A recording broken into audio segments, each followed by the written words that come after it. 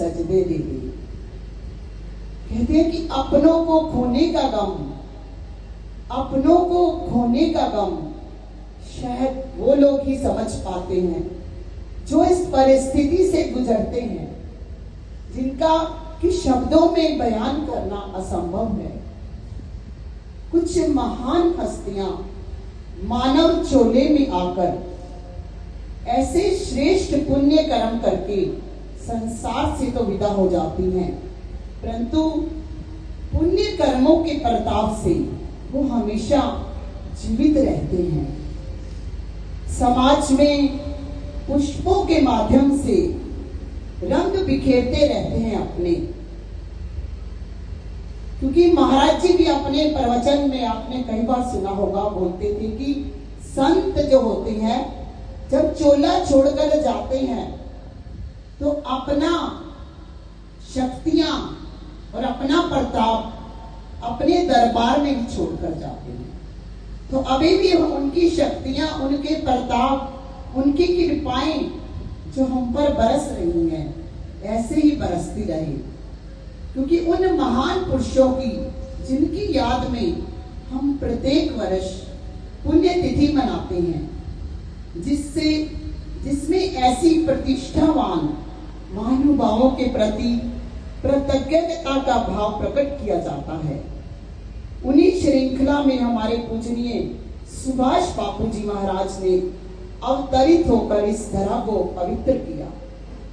ऐसे युग परिवर्तक और जस्वी विश्व वंदनीय जिनकी महिमा का वर्णन करना असंभव है, कि वो एक सहजता की मूर्ति थी। बड़े समभाव में रहते थे, ना ज्यादा गमी ना खुशी, अपना मस्त परिवार में भी रहना।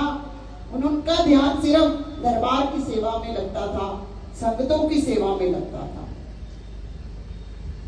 पूरे विश्व में सदैव उनका नाम जागृत रहेगा, अमर रहेगा।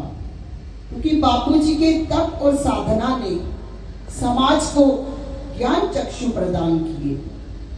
प्रत्येक कार्य को अति शीघ्र लक्ष्य तक पहुंचाना उनकी विशेष रुचि रही।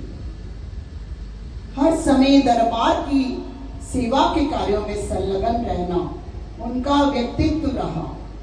हमेशा दरबार के प्रति समर्पित, प्रत्येक क्षण दरबार की व्यवस्था की देखरेख, संगतों से प्रेम पूर्वक भाव रखना, संगतों के कष्टों का निवारण करना, मंदिर निर्माण के कार्यों में हर समय संलग्न रहना और हर कार्य को बड़ी निष्ठा और लगन से करना उनकी ये दिनचर्या थी।